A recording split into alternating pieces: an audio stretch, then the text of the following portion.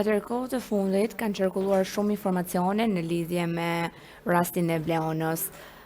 Ju si e shikoni situatën aktuale të rastit të Bleonës pas gjithë këtyre viteve? Në fakt është një çështje që ka përshkruar një odiset i gjatë, edhe më shumë, edhe vetë organet e drejtësisë, sidomos prokuroria, por madje edhe policia e shtetit shumë janë marrë me fjalë, domethënë, por nuk kanë bërë punë konkrete, një punë dhe një hetim të thelluar, të shkuar të vërtetës deri në fund, përjedhoi ka ngelur një çështje që mediatike është bërë sa s'ka ku të vej me, dhe çështja më e ndjeshme do thoshja unë në Shqipëri, sidomos nuk ka lënë zemër nene pa prekur, edhe qytetarë të këtij vendi pa prekur ngjarja, megjithse kemi të bëjmë me një ngjarje të tillë, veprimet e policisë shtetit edhe të organit akuzës, prokurorisë, janë një raport të shdrejtë. Çka do të thotë? E kanë nënvlerësuar dhe e kanë lënë sikur të ishte një çështje fare pa ndjeshmëri. E them këtë gjë sepse me përjashtim të kohës kur ndodhi, domethënë ngjarja, ka ndodhur rrëmbimi, nga ajo kohë ku bën disa veprime hetimore, u morën në pyetje dëshmitarët që ishin okular të pranishëm, pjesëtarë të ndryshëm të familjes e tjerë, dhe pastaj kjo çështje mbasi u mbyt me thashetheme, rap prej thashethemeve edhe ajo policia e Kukësit, por edhe prokuroria e Kukësit, dhe përjedhoi filluan ta zbejnë hetimin e çështjes edhe shkuarjes drejt së vërtetës. Në fakt kanë dalë gjithmonë rrethana të cilat duhet të hetoheshin e të thellohesh hetimi, dhe që duhet bënte që hetimi të ishte intensiv edhe me mjete specifike hetimi, sikurse bie fjala mbajtja në një përgjim të gjatë kohor të dëshmitarëve okular, sidomos të pjesëtarëve të afërt të familjes së Bleonës, kur e muarën, pra që e nxuarën nga shtëpia, e nxuarën e muarën dhe e çuan në mal atje, dhe ç'a ndodhi faktikisht atje në mal, ato një pjesë e tyre dualën edhe jashtë Shqipërisë, se njëra prej tyre dëshmitarëve okulare dhe u martuan në Kosovë e tjera,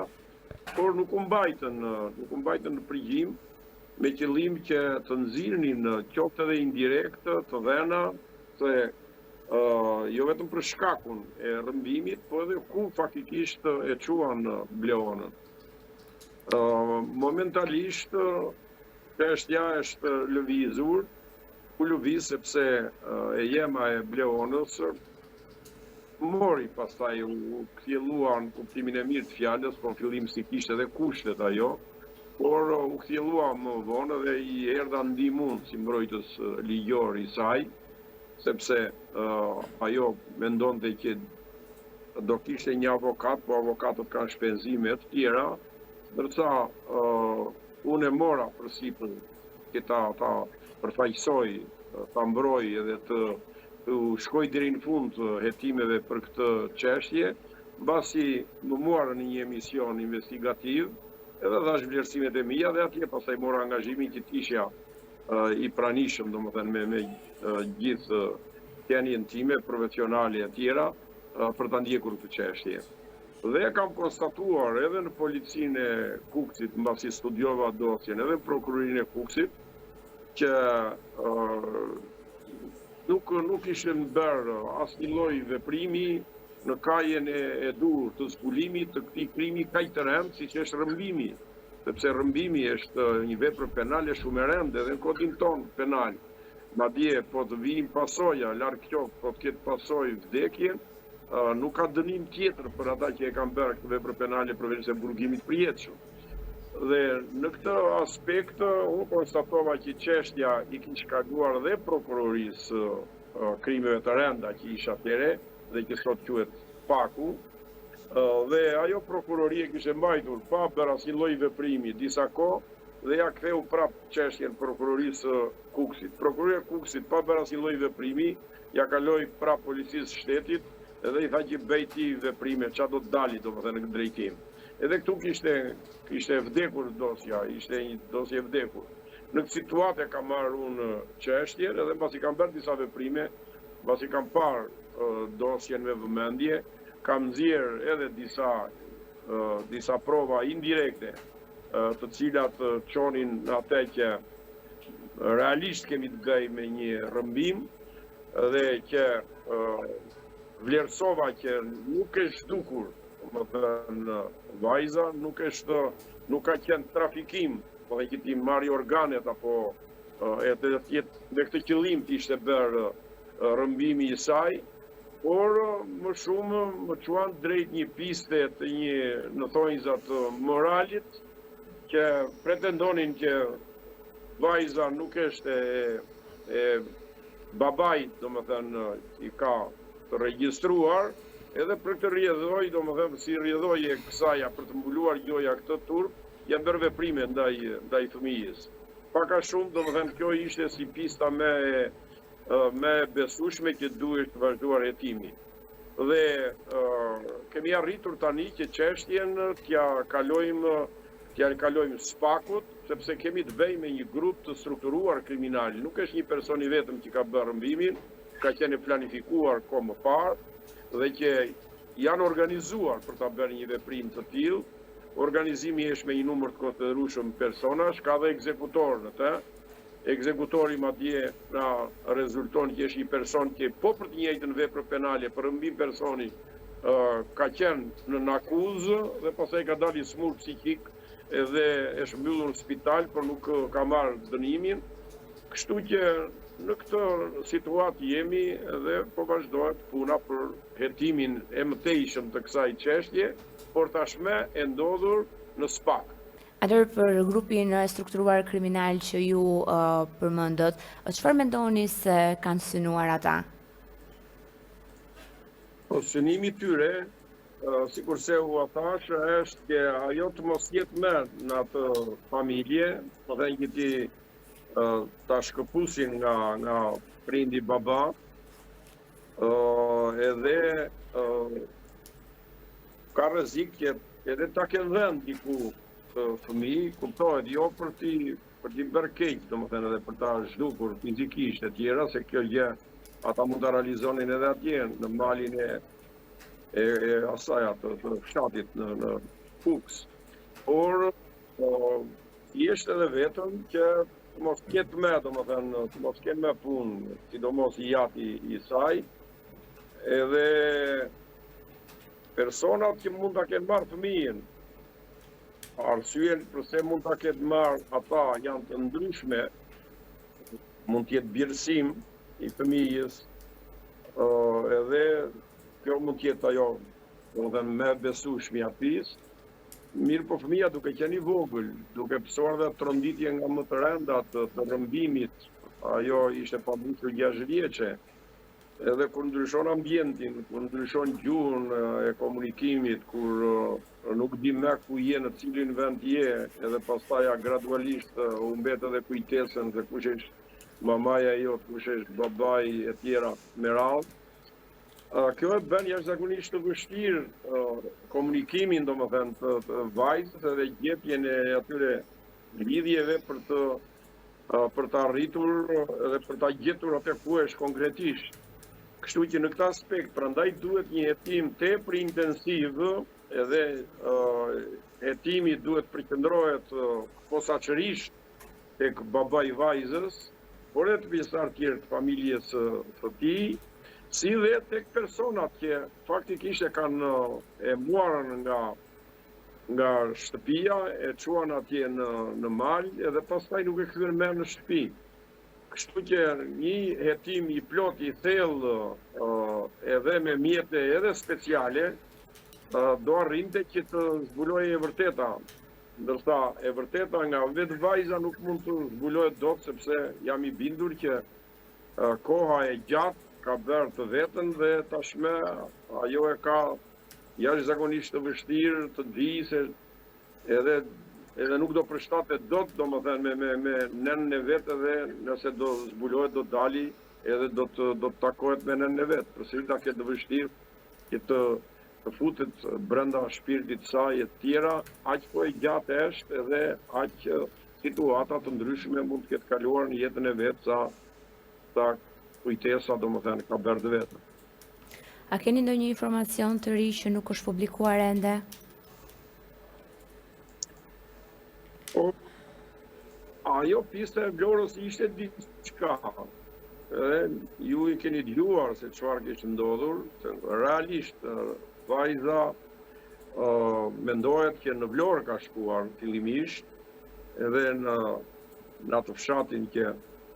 edhe është publikuar, domethënë aty ka të dhëna të forta, ka dhe disa prova indirekte pastaj që po u shkojmë atyre provave indirekte. Me të vërtet doli që në atë shtëpi ishte një fëmijë tjetër, bësh fjalë për një fëmijë tjetër. Po gjithsesi ai fëmia që pretendohet që ishte i dikujt tjetër dhe priste që ta merrte nëna, ta kalonte në Greqi e të tjera dhe që qante një kohë gjatë aty sa kishte, domethënë kishte krijuar dhimbje edhe vetë fshatit, që thoshe që ky fëmijë që vetëm qanë ka i ditë me radhë. Ka disa indicie tjera pasaj që të çojnë biku, kështu që janë në këtë aspekt edhe po hetohet kjo pistë. Si po bashkëpunoni me autoritetet për të ndihmuar në gjendjen e Bleonës? Por tani problemi është i vetmi bashkëpunim po ngelet me SPAK-un, vetëm atë jemi detyruar ta furnizojmë me çdo lloj dhënie që sigurojmë që kemi patur më parë, që i shikojmë edhe me syrin e asaj të ballafaqimit të gjerave edhe të gjithë shkaje indirekte që na del, me qëllim që ta ndihmojmë sa të mundemi, por nga ana tjetër edhe SPAK me ato metodat e veta të hetimit kuptohet edhe pana i thënë të gjitha ne, sepse ka dhe një lloj sekreti hetimor në këtë mes, edhe ata po veprojnë. Ne kemi bindje që SPAK, në fakt, nëse do ta hetoj seriozisht këtë çështje, shumë shpejt do të vejë tek e vërteta, mirë po shikojmë që ajo neglizhenca e mëparshme, se nuk e shkollaj kur kalojnë vite dhe fillojnë çështjet i zeri pluri, është shumë e vështirë një herë të shkundësh plurin dhe që të merresh pastaj me çështjen. Kështu që edhe kjo sindrom e ka kapur edhe vetë SPAK-un, edhe shikojmë një lloj ngadalësie, nuk shikojmë veprime aktive, veprime të shpejta, edhe siç e kërkon faktikisht kjo çështje, kaq shumë e stërzgjatur, por kaq shumë e ndjeshme dhe që kërkon me çdo kusht që shteti shqiptar më në fund duhet mbaj përgjegjësi për mos zbulimin e këtij krimi dhe përgjegjësinë duhet ta mbaj të fortë, sepse ne jemi edhe në kuadrin e përgatitjes edhe të një padije, të cilën do ta çojmë domethënë në gjykatën e shkallës parë fillimisht dhe pastaj në të gjitha shkallët e tjera të gjykimit në Shqipëri deri në Strasburg, për një afat arsyeshëm që ka çdo çështje, si për ta hetuar, si për ta gjykuar, si për të zbuluar të vërtetën, dhe kur shteti është i ngatët dhe shteti është i papërgjegjshëm dhe nuk e bën një tillë, atëherë duhet edhe të ndëshkohet edhe ta dëmshpërblej familjen e viktimës. Kështu që edhe këtë hap jemi duke e përgatitur. Si jeni duke bashkëpunuar me autoritetet për të ndihmuar gjendjen e Bleonës? Po u thash, bashkëpunimin kryesor po e bëjmë me SPAK-un, ndërsa organet e tjera shikojmë ato s'bëjnë asnjë lloj veprimi me tashmë, sepse presin gjithmonë që çfarë do të thotë organi akuzës, i cili e ka rihapur çështjen. Cilat janë sfidat më të mëdha që keni hasur gjatë përfaqësimit të familjes? Po problemi është që ka një heshtje të çuditshme dhe sidomos organet e policisë, të cilat në fillimet e veta kanë patur më shumë të dhëna, kanë patur më shumë prova, kanë patur më shumë fakte, por duke qenë indoktrinuar, do thoshja unë, nga alibia e krijuar e fillimit lidhur me motivin, domethënë që pse është bërë ky rrëmbim ose pse është zhdukur, domethënë vajza, që nga nëna e shbar nënës vetë dhe e shbar familjes dhe ka kaluar, domethënë e kanë nxjerr jashtë shtëpisë vetë. Ata pastaja edhe sikur janë frenuar edhe nuk i kanë bërë, nuk i kanë trajtuar siç duhet gjithë ato detaje që formonin zinxhirin e provave për të vërtetën, për të zbuluar të vërtetën e ngjarjes. Sikurse nuk përjashtohet edhe fakti që bota e krimit, ata që e kanë mirëmenduar dhe organizuar këtë krim, se sikurse u thash, nuk është vetëm një dorë, po është dora e një grupi të strukturuar kriminal, edhe kanë paguar për ta bërë këtë vepër penale dhe përjedhoi ata që i kanë këto dhëna, dhe ata që kanë këto dhëna, unë do thoshja, dhe që kanë dhe emra konkret nga policia e shtetit, edhe mundet të jenë paguar për ta mbyllur gojën edhe për të. Kjo është vështirësia më e madhe. Çfarë mesazhi do t'i jepni publikut ose njerëzve që mund të dinë diçka për rastin dhe të kenë më shumë informacione? Problemi është që duhet të kemi të qartë një gjë, nuk ka krim që nuk zbulohet. Kuptohet herët avon, por krim të ndodhur kudo në botë,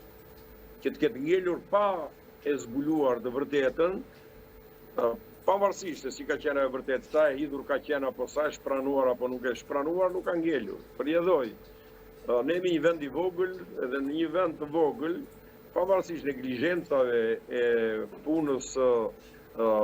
jo profesionale apo edhe të qëllimt deri dhe dashakeqe për ta zbuluar këtë vepër penale në institucionet të caktuara apo njerëz të caktuar punojës të shtetit, përsëri të tëra këto kanë një fund. Edhe fundi do të jetë jashtëzakonisht i hidhur në çfarë aspekt, në aspektin që sa më shumë zgjat mos zbulimi i kësaj çështje dhe pastaja do vemi drejt së vërtetës, po drejt së vërtetës vihet me një akuzë jashtëzakonisht rënd, siç u thash, rrëmbimi i personit dhe që ka burgimin e përjetshëm. Kurse në situatën që ndodhemi, thirrja ime ndaj cili do që edhe ka dorë në këtë, edhe që e ka kryer këtë vepër penale, edhe që ka qenë ekzekutori i saj, apo që ka ndihmuar e të tjera, bën shumë mirë që menjëherë të thotë të vërtetën, sepse kjo ka lehtësira të jashtëzakonshme, edhe këtë nuk e them kot sa për propagandë apo se kështu duhet të thënë, por nëse ti vetë e tregon të vërtetën si ka ndodhur, edhe thua për çfarë motivi u bë e të tjera me radhë dhe je bindse në gjithë shka që thua, masa e dënimit nuk shkon më shumë se 5 vjet burr, por mund të jepet edhe me shërbim prove. Kështu që është apeli më i rëndësishëm që mund të bëhet në një situatë të tillë, jo për të ndihmuar ata kriminalët që kanë bërë krimin, po gjithsesi ka një lloj, domethënë, pendimi është pendim, edhe vjen një moment që cili do i thret mendjes, por nga ana tjetër bën edhe bilancin e asaj që çfarë mund të ndodhi sot dhe çfarë mund të ndodhi nesër. Ajo që mund të ndodhi nesër, po a them, është burgim i përjetshëm. Ajo që mund të ndodhi sot, nëse tregohesh edhe jep informacionin e plotë e tjera dhe ndihmon në këtë drejtim, edhe tregon pendimin që duhet, domethënë ke lehtësira të jashtëzakonshme dhe kjo domethënë të bën që ta jetosh më mbrapa jetën dhe të mos ta mbyllësh jetën burgim përjetshëm. Ky do të ishte mesazhi i vetëm që do të jepja. Faleminderit shumë për kohën edhe ndjes për shkëputjet. Faleminderit për jush, edhe sukses të juve.